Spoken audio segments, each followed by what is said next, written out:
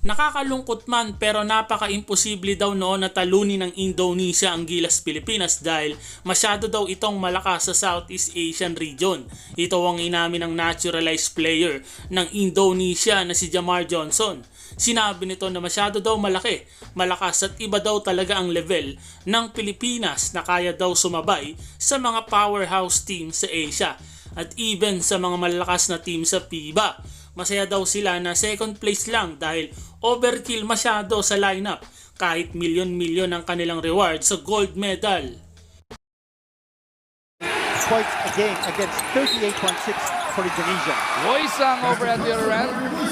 Gets that basket with a bonus kasi nagmarcha sa Asia. Match lang nga dito sa veteranong si Woisang. That guy, Super Mario, is 38 years old. Ganito all kinds. For Jumar Fajardo, he's got to be aware that Indonesia has a lot of quick guards who can penetrate, so he's got to protect the rim. Woisang once again as Indonesia gets an offensive rebound. Pritama nagpakawala ng tres and Indonesia 5% from three-point distance. One of the top shooters ng Indonesia from long distance. Latch inside. We'll get a three-point play opportunity. Si rebound para kay Andre. Ito, may tulak doon sa ilalim. Fajardo. Not si getting Junmar, possession. Oo, pero nandun naman si Andre.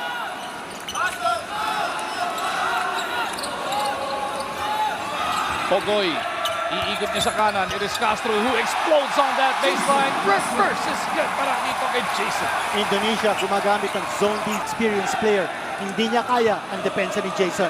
Kanina nalusutan niya si Jason pero isang play si that turnover at siya na rin ang magtitimon dito sa kabila. Castro kicks it out. Blotch is open. Doesn't work on the long ball. Maliksi keeps it alive. Para sa Gilas. Now they pound it inside to Jumar. Fajardo. Nagbabadya yung double team. They kick it out. Pogoy with a floater off the glass. It is delivered by RR. Talent level of Gilas. Nakikita natin dito. Ano? Not forcing the shot. They're going patient basketball. Johnson well covered by Blatch. Woisang. Nakita si Grahita. Hindi mo nakikita. This guy can score. That's right, si Grahita. We did mention. Grahita misses from the corner. Gilas abante ng dalawa.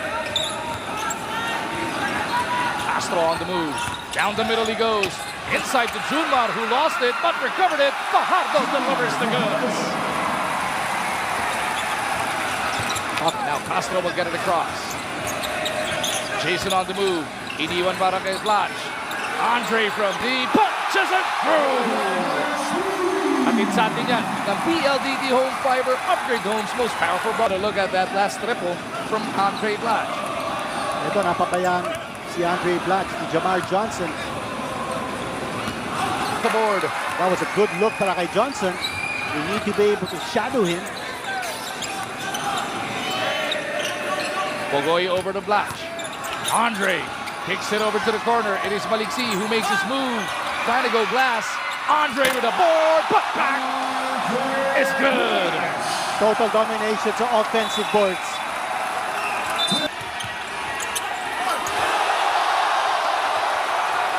Coming off that Indonesia timeout, Junmar Fajardo denies them a shot.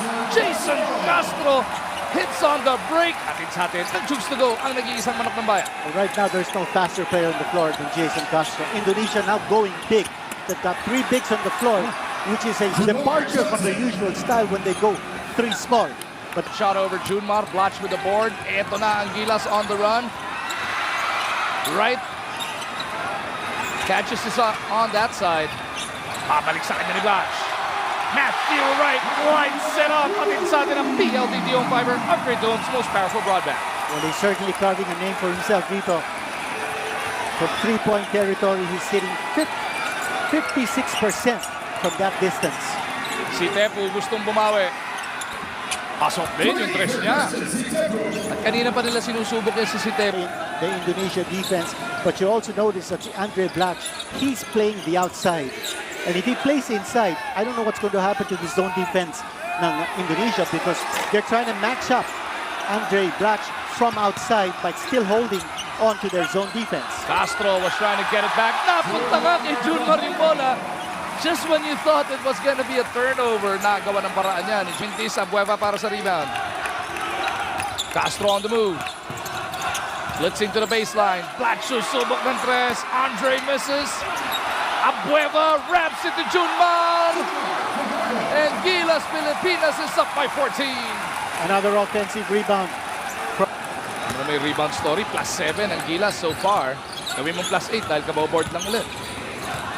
Castro, inaatrasan yung kanyang bantay and then goes to the fadeaway. Jason, No locked problem. into this game. He's got... Ito nakita natin yung unselfish play. Offensive rebound. August. Ganyan, pinaghahandaan din ng lahat na rin ng ating mga kapitbahay, pati na rin ang Gilas Pilipinas. Diyan nakita natin yung steal. Great interior defense. Oh, At ang maganda rito, Team Pilipinas is playing as a unit on the floor. Maski na sa defense. Aguilar diving to the basket here. Bonus free throw coming up para dito kay Japp. 10 points, 5 boards ang average Jappet so far this tournament. He misses the bonus, but it is kept on that side. Abueva makes it a 4-point play para sa Gilas. Corneawan now part of the 5 para sa Indonesia. Bilis din ang balasan nila ng tao, trying to make sure they got fresh legs on the floor at all times. Inside they go, nag-hesitate pa, pero napadala rin. Dinugro. Rebound, a rare rebound para dito sa Indonesia. Well, here's the situation na wala si Junmar, wala si Andre Black. Oh, nice sidestepping move. Japet Aguilar with a mammoth block.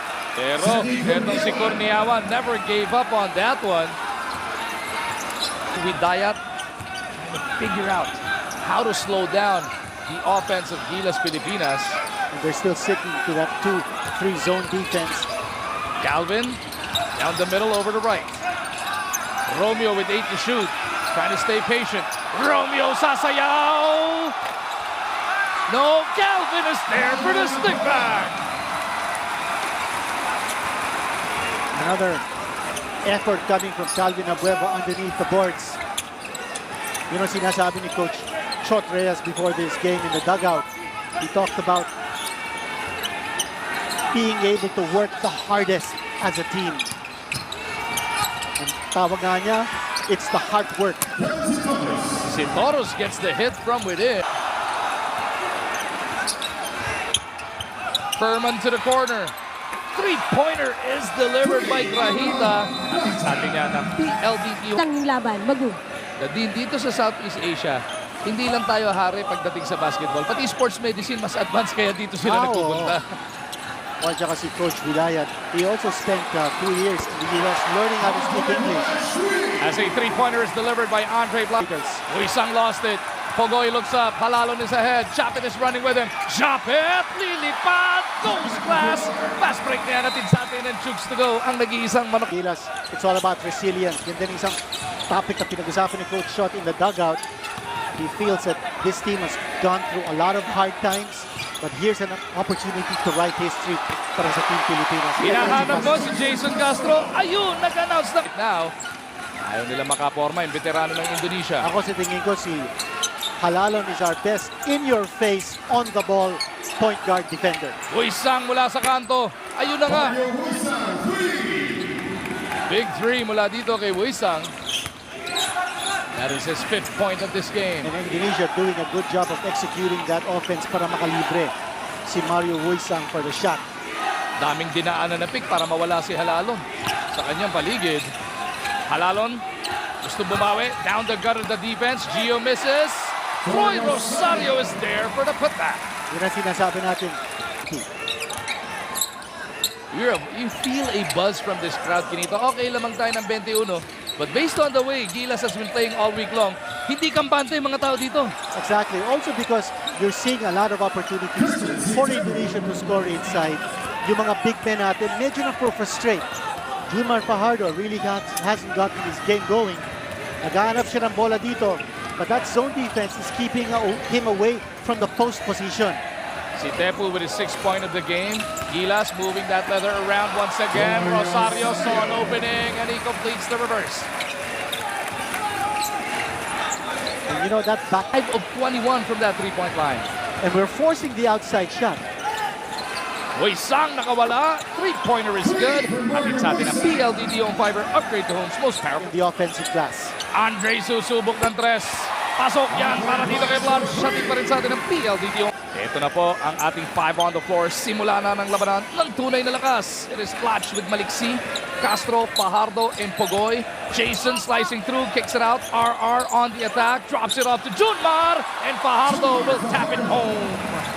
Jason Castro made that play possible with a penetration and then the kick out. And RR Pogoy played very patiently. Pumasok siya, finding the open guy. And that's the way you beat the zone defense. Not necessarily just with the outside shot. Backdoor play para sa Indonesia. Huisang eluding two defenders.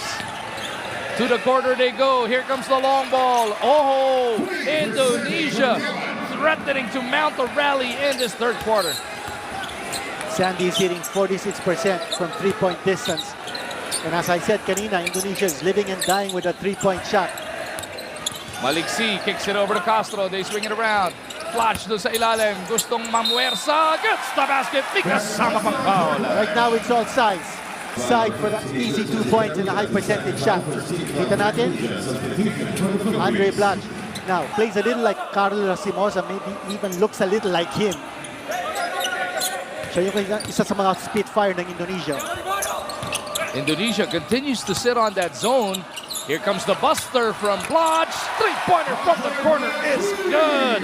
This non-stop cheer is brought to you by Gulf Oil Power Track Motorcycle Oils. Makes you at home. They're using that pick set up, but the defense again was on the money. Matthew Wright makes it back-to-back threes para sa Gilas Pilipinas. And this now is the brand new largest lead of this game. At sabi ni Coach Shot, o sige, binibigyan mo kami ng three-point shot. Well, we're gonna go to Matthew Wright, we're gonna go to Andre Blanche, let them hit it from the outside. But Jason Castro is also on the floor, so he can create situations with his penetration. Johnson one-on-one with Andre Blanche. Johnson shoots over him for his first basket. Castro. Sinusukat nila itong 2-3 ng Indonesia. Calvin jumping up and down on the baseline. Wright puts it on the deck, jumps it inside to Junmar. Fajardo will get the basket. Uman pang foul. Yan ang hinahanap natin sa first half. More fluidity flowing because they're getting better ball movement. This timeout is brought to us by Chooks to Go. Ang nag-iisang manok broken up by Blanche. Eto na si Romeo running down the right side. Abueva puts it on the deck on that baseline to the sidestep. Blanche swings it back to Terence. Romeo back to the other corner. Right on the move. Bang! Atin sa atin yan ang PLDT on Fiber. Words the coach shots at dugout before this game. He talked about resilience. Sabi niya, if you get involved in a bad play, forget about it. You move on to the next. Shot clock winding down. Kasabay ni Japit sa seg, sina Abueva, Rosario, Romeo, and Wright. Wisnu on the move. Fancy pass over to his big man. Uy, nagawa din ang paraan yun. Over. Japit, si Toros with a hit.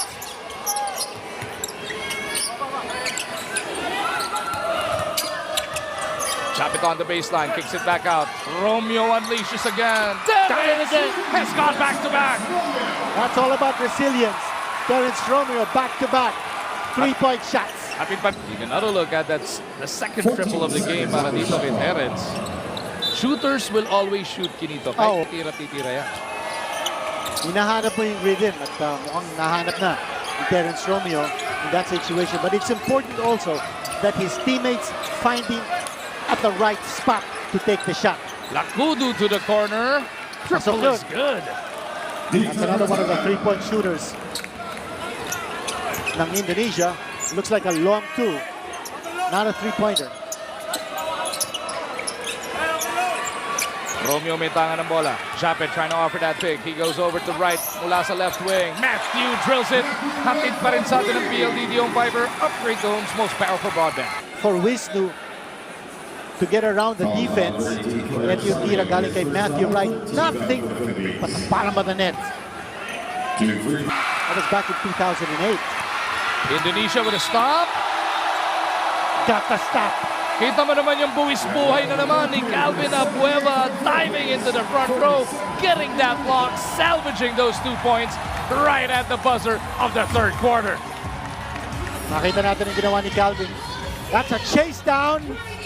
And then the block shot. And then he goes over the backboard.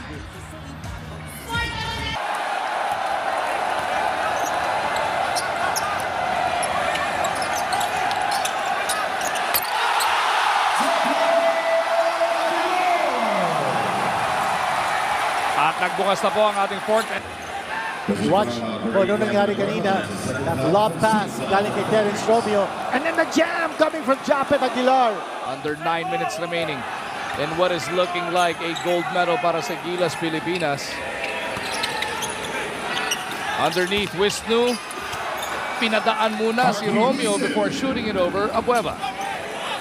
Nice move. Pilipinas hangs on to this victory. Not only are we qualified for the FIBA Asia Cup this coming August, qualified na rin tayo dun sa World Cup qualifiers, the home and away series. Exactly. Yung FIBA Asia Cup that will happen August 10 to 20 in Lebanon. We have a mammoth crowd on hand under the dome, pero lahat ng tao nakangiti.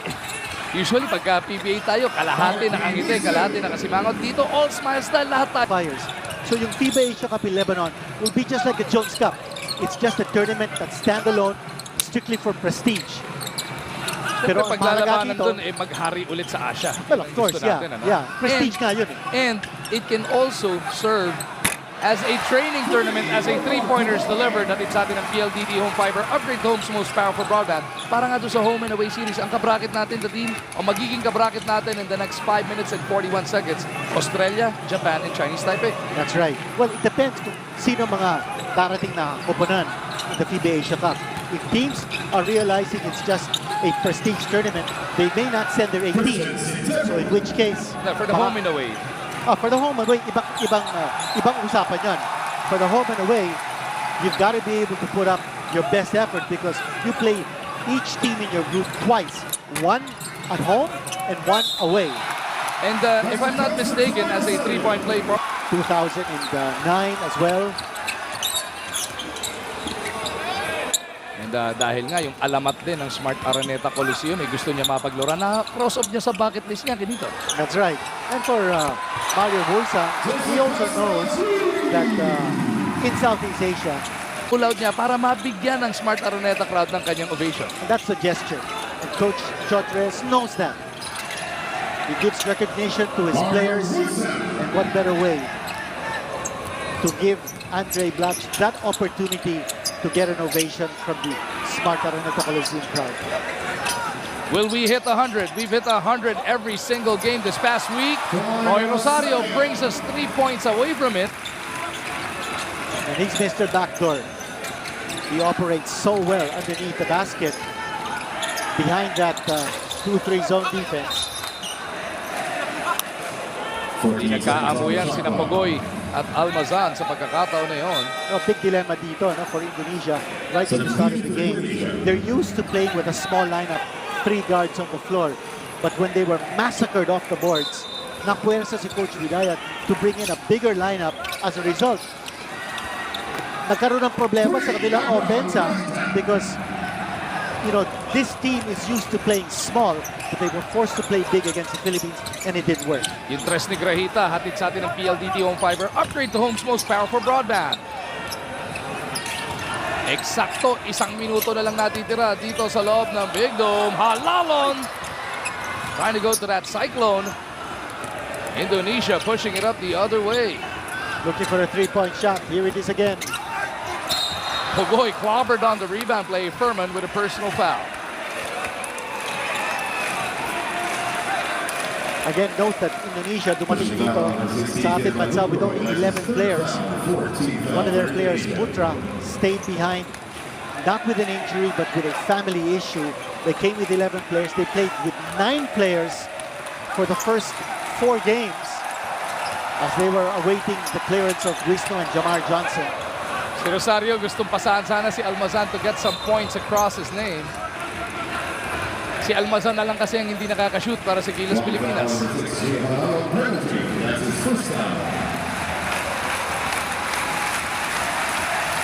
And now the crowd applauding the effort, the outcome, the impending outcome of this game, and the fact that the Philippines will retain its Siaba Championship and gains a free entry into the Asia Pacific qualifiers as well as the FIBA Asia Cup in Lebanon in August. Ito, this is part of the journey, Magu. Patungo tayo, hopefully, sa World Cup, and then if we get lucky, if we play up to our potential, we might make it to the 2020 Tokyo Olympics. That is the dream. After the final buzzer, walang BBTO live dito sa TV5. Ang awarding atin rin matutunghayan. Sasabitan ng gintong medalya ang mga paborito nating manlalaro sa Gilas Pilipinas. 97-64 for the first time. Gilas was held under 100 by Indonesia. Pero it is still a big victory para sa Gilas Pilipinas. Step 1 of the road to